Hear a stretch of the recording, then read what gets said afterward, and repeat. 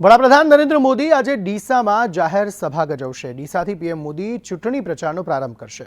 ભાજપ ઉમેદવાર રેખા ચૌધરીના સમર્થનમાં તેઓ સભા સંબોધશે। બપોરે 3:30 વાગે એરોડ્રોમ ગ્રાઉન્ડમાં જાહેર સભાનું આયોજન કરવામાં આવ્યું છે। વડાપ્રધાન નરેન્દ્ર મોદી 3 વાગ્યાની આસપાસ પહોંચશે। 3:30 વાગે સભાનું આયોજન અહીં કરવામાં આવ્યું છે।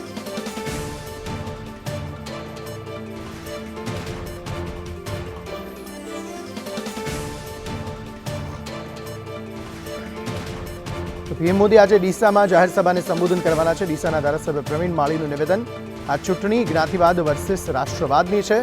મતની અપીલ માટે પીએમ આવી રહ્યા છે। 5 લાખની લીડનો ટાર્ગેટ પૂર્ણ થશે। લોકો ભાજપને મત આપશે। 2014-2019 કરતાં વધારે લીડ આ વખતે મળશે તેવું પ્રવીણ માળીએ જણાવ્યું।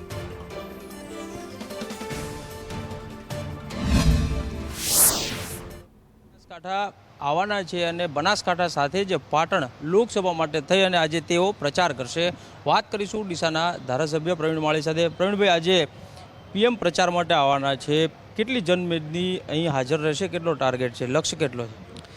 જે રીતે આજે મોદી સાહેબ બનાસની ધરતી ઉપર, ડીસાની ધરતી પર પધારી રહ્યા છે, ખૂબ લોકોની અંદર જે ઉત્સાહ છે, આપણા નરેન્દ્રભાઈ આવી રહ્યા છે, એને જોઈને આજે મને એમ લાગે છે કે મોર દેન 2 lakhs પીપલ્સ, એટલે લોકો 2 લાખથી વધુ લોકો અહીં આવવાના છે। બનાસકાંઠા ગેનીબેન ઠાકોર છે, ફૂલ ફ્લેઝમાં પ્રચાર કરી રહ્યા છે, આક્રમક રીતે પ્રચાર કરી રહ્યા છે।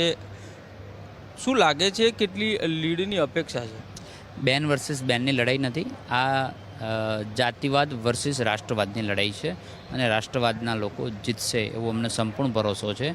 ગેનીબેનના પ્રચારની વાત કરીએ, ઘણી વખત તે લોકો પાસેથી ચૂંટણી માટે દાન મેળવતા જોવા મળે છે, ક્યારેક તે રડતા જોવા મળે છે। આ બધી બાબતોની અસર પડશે વોટિંગમાં?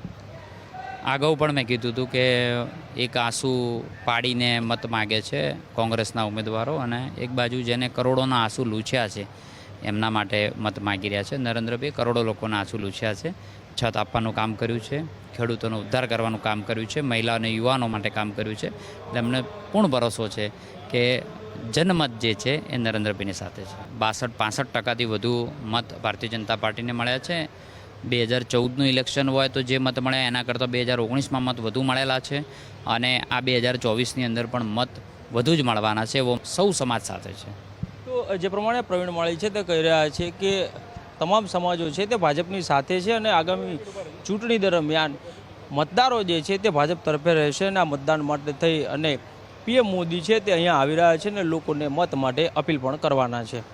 કેમેરામેન મેહુલ પટેલ સાથે કશ્યપ જોશી, સંદેશ ન્યૂઝ, ડીસા।